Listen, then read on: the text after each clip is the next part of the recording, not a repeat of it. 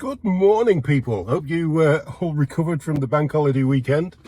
I know I have now. Yeah, good weekend. Nice weather. Not too hot, not too cold.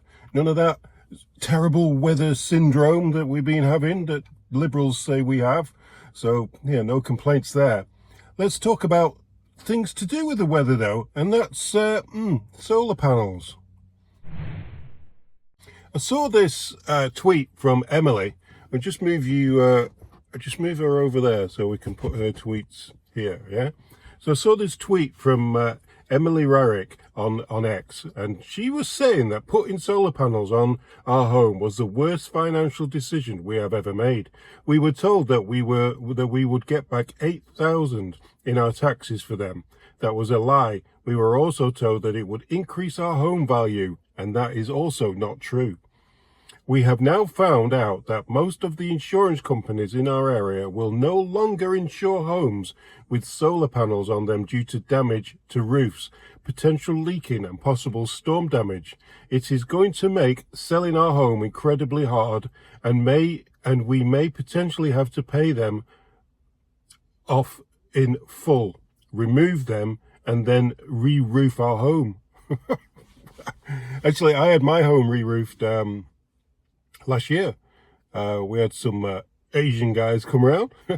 They were doing one down the street, and I asked him how much to do mine, and I think it was $3,500. Great price. No solar panels on the roof, by the way. No.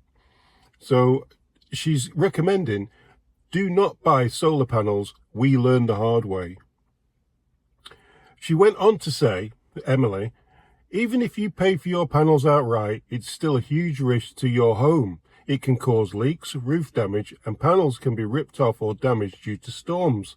A lot of the warranties are not honoured, and paying for them to be fixed is expensive. I expect so, yeah. People who don't know anything about solar panels or how they work or anything, they could get into the, it's a specialised job, isn't it? It could get into the expensive side.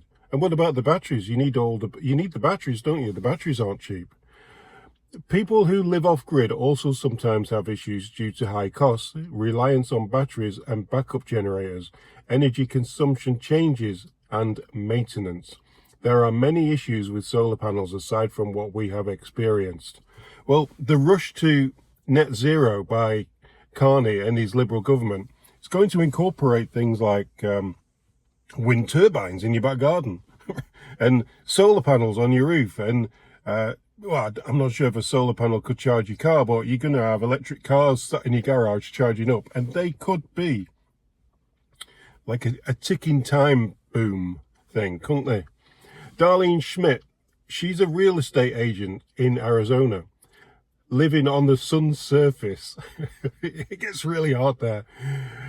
Some of my clients are satisfied, but they're owned solar panels, but most aren't. Are satisfied with their owned solar panels, but most aren't. So most are not satisfied. Personally, for me, I wouldn't invest, wow, how much? 45 to 55 grand for a solar panel set up on your house. How are you gonna recoup that money over your lifetime? Yeah, I'll do the maths here, and if I can, and that's how much. Yeah, that's crazy for my home, as I don't see a return on that big investment. No, I don't see that either. We see most offers asking the seller to pay off the solar. Many people here also lease solar panels, only to find that when selling their home, they statistically receive less money compared to sellers without a solar lease. On a new build home, you will immediately void the builder warranty. Wow. So maybe if you want to get solar panels, you would need to buy a house with land and maybe do something like this. Have a solar panel situation where you've got acres of land and you could put one in the middle of land. But not everyone, what happens if you live in a townhome? You can't, not everyone can afford like a few $1 million home with a load of land, can they? Roger said, a neighbour of my son is facing the same problem. Solar panels installed, damaged the roof, leaking damaged the house. Insurance doesn't want to cover the damage. Solar panels now off, the roof, not making any power, but the bill keeps coming every month. So they must have leased theirs. So yeah, this old you'll you'll own nothing and be happy, even when it comes down to solar panels, is it could be a bad idea. So what about you guys? Have you anybody in the chat here, anybody in the comments got solar panels and really loving them, but not realizing what damage it could have done to your roof? And can you get insurance for your roof, for your house, with solar panels? And what about something else I was wondering about as well?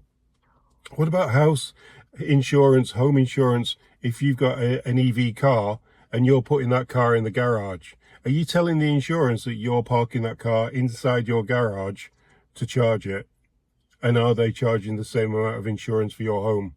Just wondering a few of those things as we drift. Well, looks like we're going to drift helplessly, rudderlessly into net zero. And by net zero, I don't mean like net zero as if not done anything about the Trump tariffs and not done anything about the carbon tax too that's coming back, and not done anything about getting people into work, and not done anything about the immigration. I don't mean that net zero.